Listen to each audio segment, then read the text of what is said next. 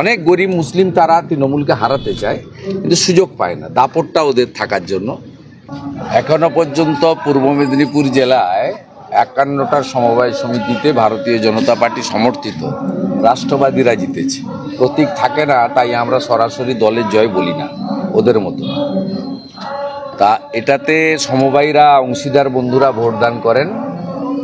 আমাদের এখন অবধি 51টা সমবায় সমিতি কোলাঘাট থেকে এগরা আমরা জিতেছি, এবং যেখানে হিন্দু মেজরিটি আছে শেয়ার হোল্ডার, এমন কোনো সমবায় সমিতি আমরা হারিনি। যেখানে মুসলিম মেজরিটি আছে সেখানে তৃণমূল কংগ্রেস জেতে।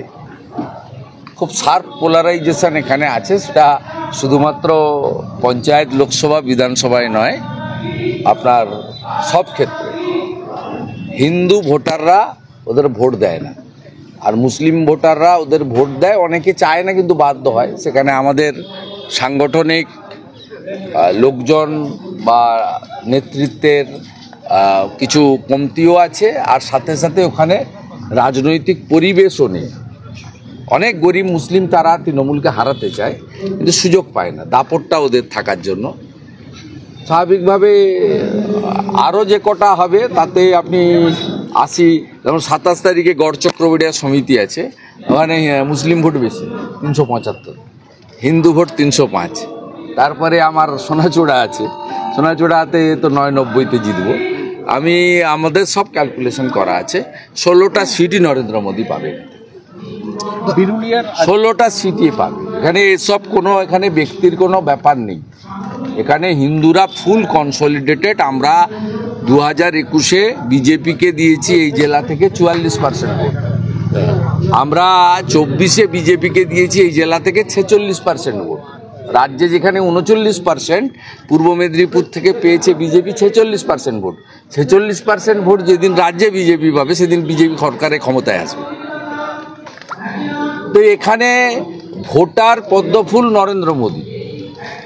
আর আমি সমন্বয়ের কাজ করি, আমার সমস্ত সাথী জেলা সভাপতি আছেন, সমস্ত রাষ্ট্রবাদীরা আছেন, তাদের সবাইকে নিয়ে, শুধুমাত্র বিজেপির নয়, বিজেপির বাইরেও বিরাট সংখ্যক লোকজন তারা আমাদেরকে সমর্থন করেন, যাতে এদের হাত থেকে আমরা মুক্তি দিতে পারি।